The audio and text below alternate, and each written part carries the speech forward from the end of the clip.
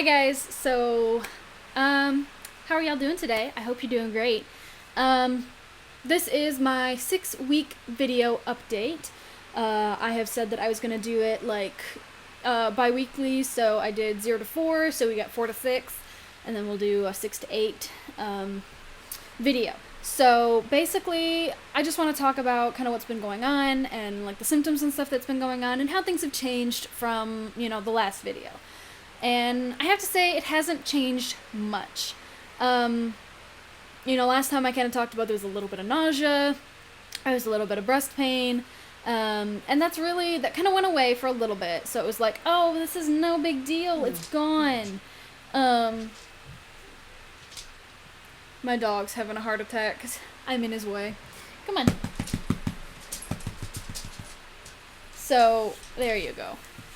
So this week, these last 2 weeks, it's been the nausea went away and the breast pain went away, and then it came back like, bitch, you thought. So my boobs hurt a lot more. I feel nauseous a lot more. It seems like I'm more nauseous later in the day than I am in the mornings. And I did on Sunday, I do believe, have some actual vomit. So that was great. That was kind of like I'd laid down and I was going to bed, and I just had a feeling like I probably need to go get to the bathroom. So that was a fun little thing that I had to deal with, that I hope does not persist.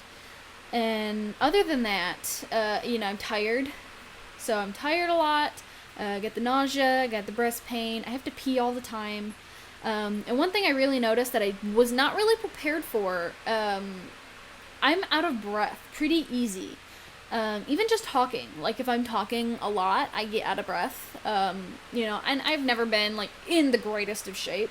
Like, I will be out of breath walking up a flight of stairs normally. Now that I'm pregnant, it's like I walk up 2 steps and I'm out of breath. And I wasn't prepared for that. I thought that was something that would come a lot later, like once I got big, because there's, like, not anything extra to make me be out of breath. But that is something that I'm experiencing that I thought was kind of a strange little side effect that I wasn't prepared for. So that's really it as far as the symptoms go, to be honest. I've been trying to do good as far as like my eating habits go. I've been trying not to eat lots of like fast food or anything like that. I don't drink caffeine really. And I know you're supposed to be allowed to have like 200 milligrams of caffeine a day, which is like the equivalent of like 2 small cups of coffee. And I don't drink coffee, so that's not ever been an issue for me.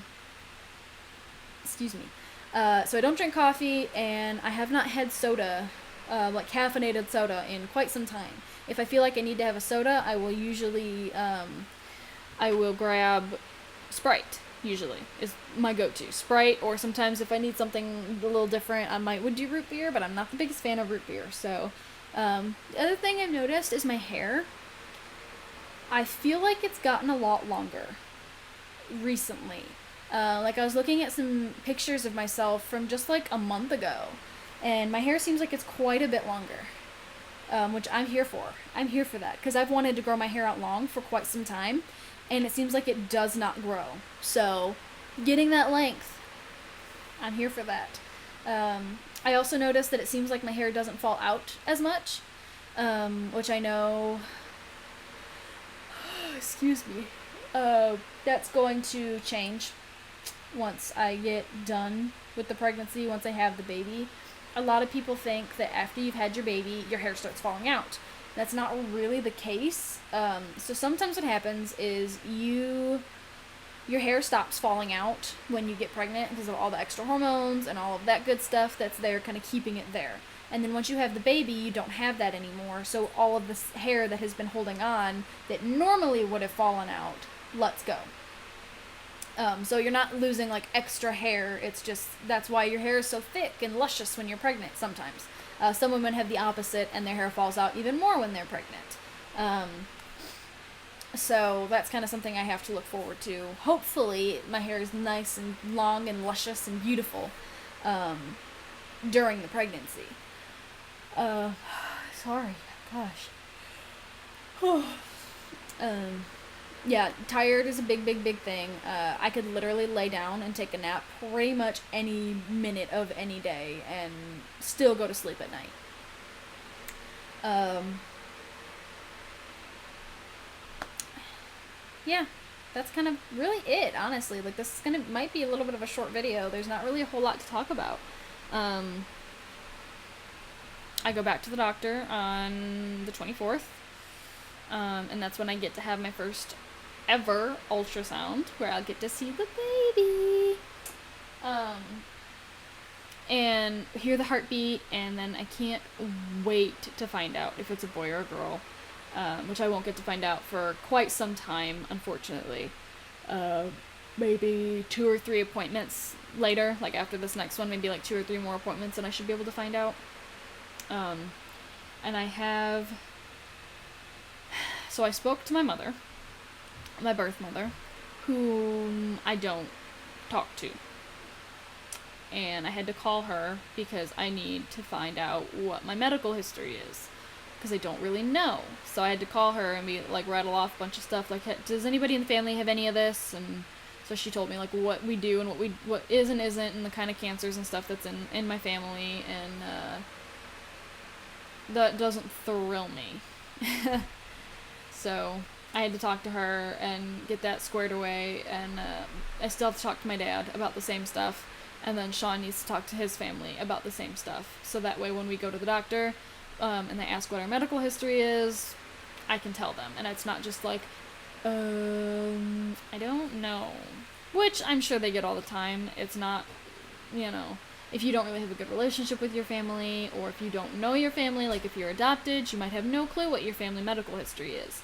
And so I'm sure they're used to that, but I'd like to be prepared. I over prepare for like everything. So I'm already figuring out like how much do I need for like diapers and wipes, and I'm already like getting in my head, planned out how the room is gonna look and what stuff we need to get, and like making a plan like once we get a little further along, we're gonna start like buying every time we go grocery shopping, buy like another pack of diapers, because I want to be prepared. I like to be prepared, so getting diapers and wipes, and like if it's a girl, we're set for frickin' life, because my best friend has a girl, and she's like, I got clothes that she's never worn, I've got so much stuff, I've got bottles and like a boppy pillow and all the stuff that you are more than welcome to use. So if it's a girl, we got clothes for days. Smith puppy. One of them anyway. He's so sweet. So yeah, I mean, I like to be prepared, and I want to get that room situated, which is going to be a little difficult. Like I want to do the room like right now. That's how like prepared I want to be. Like I want it to be done already, and I know that's not a good idea, especially being so early. Oh, excuse me, in the pregnancy. And then there's also the fun little fact that my dad lives with us right now. So my dad and my stepmom are getting a divorce. If you follow my husband's channel, Wolfamax, I will try to link it in the description. If you follow his channel, we just recorded an update video for his channel, which also talks about the pregnancy. Not as in-depth as I do here, but just kind of mentioning it, that this is what's going on, this is where we're at, hey, we're pregnant. But if you watch his video, then you would have known that my dad lives with us right now, that my mom, my stepmom, and my dad are getting a divorce. So in the meantime, he lives with us while he gets on his feet and finds himself a place of his own. And then I'm home during the week. I'm home Monday through Friday because I'm opening my own daycare, and right now there's stuff that I have to do to make it a daycare, and I'm probably not ready to take that leap for probably another year, maybe 2. So for now it's just babysitting, but I make decent money, I mean, and I get to be home, and that was kind of something that I'd wanted to do. I wanted to be a stay-at-home mom, but I didn't want to leave it all on my husband to make the money. So being a stay-at-home mom while babysitting or running a daycare kind of allows me several things. I get to stay home. I get to be able to work on my house while the kids are playing or napping or whatever. And once, my child is old enough, then that gives her or him people that he can hang out with and get him socialized a little bit before he ends up going to school. And things may have to adjust a little bit once school comes into play. I'm going to have to be able to get my kid to, preschool or kindergarten, whichever, at some point, my kid's going to have to make their way to school. And if that means they're going to take the bus, that's fine. If we have to drive them, that's something else entirely. But, my husband has to go to work, but he's got to be to work by 6:30. So it's probably going to fall on me to need to be able to get the kids to work. So we'll either have to figure out some sort of carpool system, because my best friend's baby is almost 11 months old. So they'll be kind of close in age, which I'm happy about. Hopefully they can be friends once they get a little older. And so we've kind of figured that, by the time I have my baby and by the time, the baby's older, like there'll be like a year, like 2 years difference. They'll have a little age gap. So they probably won't be like in the same grade or anything, but they're gonna hang out because we're gonna hang out. So hopefully they like each other. So that's kind of fun little thing that I like, that I can be home and that I can still take care of my child and be able to, breastfeed in the comfort of my own home, provided I can. Because I do fully plan to try to breastfeed, but I know that it doesn't work for everybody, and I know that, sometimes the baby just doesn't take, and that's fine, and, I would rather have my child be fed than decide that I need to fully 100% only breastfeed. My baby needs to be healthy, and if that means that I need to use formula, then that's what that means. And I'd rather not. And the reason, like, I'm not like, breast is best, that's what's going on. Like, it's because I got these 2 bags on my chest that make milk for free. Do you know how expensive formula is? It's expensive. So if I can get even a couple of months of some free shit, gonna do it. But like I said, it kind of just depends on, the baby, and if I can do it. Some women just aren't able to do it, or some babies aren't able to latch, or if I'm not producing enough milk, I may supplement with formula, or I may switch over to using formula, or, maybe I get a breast pump and I start trying to, get it to work. Because there's a thing, like, your baby will cluster feed when they're like having a growth spurt, and your body automatically starts producing more milk during that time. So you could pump in the same fashion that a baby might cluster feed, and it gets your breast to create more milk. So that's kind of a way you can get some more production out if you're not really getting what you want. So I have a couple options that I can try. I have a support group. Everybody's down for me trying to breastfeed. But I also know, like, nobody's going to be like, oh, well, you should have tried harder. If I try for 3 months and it's not working, I'm going to do what's best for my baby. And that's all that matters to me. I don't care what your opinion is. I don't care what their opinion is. I don't care what their opinion is. I'm mom. I make decisions for my child. So that's kind of where we're at right now. That's a lot of the stuff that's kind of going through my head in regards to this whole situation. It's weird still a little bit. Like, I still don't feel like, I don't feel pregnant, but I do. And that's really weird to me.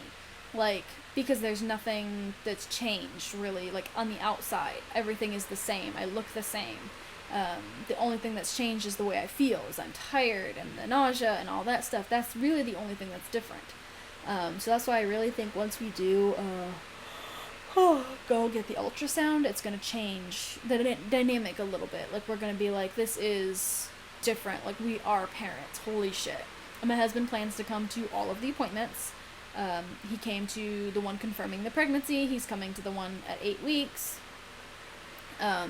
And I'm super duper duper excited. Like, I can't wait. and hopefully either these symptoms subside or I just learn how to deal with it a little bit better. It's like I feel kind of nauseous sitting here right now, and like I could lay down and take a nap, and it's 11:30. And obviously I keep yawning. No food aversions really. Not a whole lot of cravings either, to be honest. I'm taking my prenatal every day. I have a little reminder on my phone so I don't forget. Take it with my breakfast. Yeah. I'll probably try to get a hold of WIC soon so that way we can get that situated and get peanut butter and bread and milk and all that good stuff and start getting used to using it. I think that's going to be a good thing for us, to help us out until we kind of get on our feet a little bit better. My husband works 35, 40 hours a week. I don't even know how many hours I technically work a week. I've got kids from anywhere. I could have a kid at 8 o'clock in the morning, or days like today, I still don't have a kid and it's 11:30. And so it kind of just depends on the day. So hopefully we can do the WIC or something. We can find some sort of way to make sure, because that's going to help a lot too if we end up with having to use formula, because that'll pay for the formula too. And my insurance, I did look into getting a free breast pump with my insurance. My insurance sucks. So I can get a manual breast pump for free. So the kind you sit there and squeeze manually. Can you say carpal tunnel? Or they will pay for $28 towards a breast pump. And most of the breast pumps that I'm interested in are $130, $140. So we may just have to fork over the money for it, but